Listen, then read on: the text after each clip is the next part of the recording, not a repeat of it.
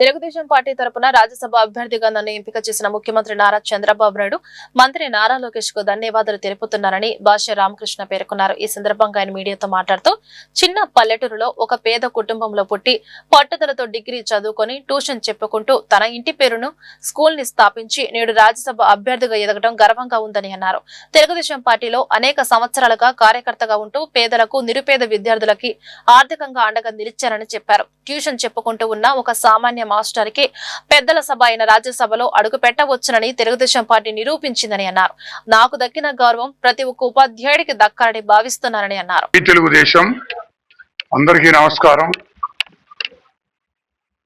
ఒక చిన్న పల్లెటూరు నుంచి స్టార్ట్ అయిన జీవితం డిగ్రీ బీఈడి చేసిన తర్వాత మ్యాథ్స్ ట్యూషన్స్ పెట్టుకొని స్టార్ట్ అయింది. ఆ తర్వాత ఒక స్కూల్లో టీచర్గా చేసి మనమే స్కూల్ స్టార్ట్ చేసుకొని ఇప్పుడు ఈ స్థాయికి వచ్చాం. ఈ స్థాయికి తీసుకొచ్చిన అప్పటి నుంచి ఇప్పటి వరకు ఉన్న పేరెంట్స్, ఆ స్టూడెంట్స్ అందరూ కూడా ప్రత్యేకంగా నమస్కారాలు తెలియజేస్తున్నాను.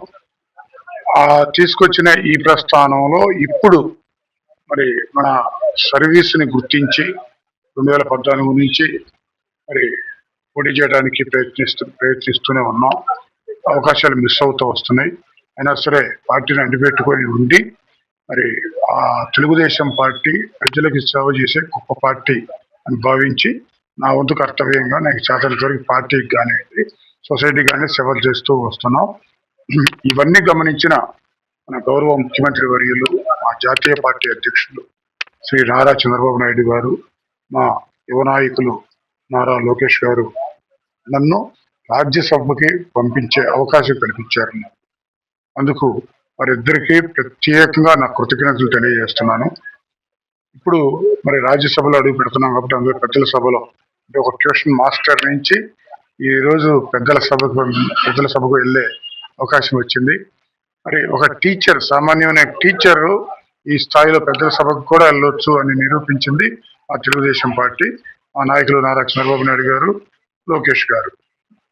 ఈ టీచింగ్ ప్రొఫెషన్ ద్వారా ఈ స్థాయికి వచ్చి దాంట్లో అడుగు పెట్టా కాబట్టి ఈ గౌరవం ఆ టీచింగ్ ప్రొఫెషన్ లో ఉన్న ప్రతి ఒక్కళ్ళకి దక్కాలి అని నేను భావిస్తా ఉన్నా.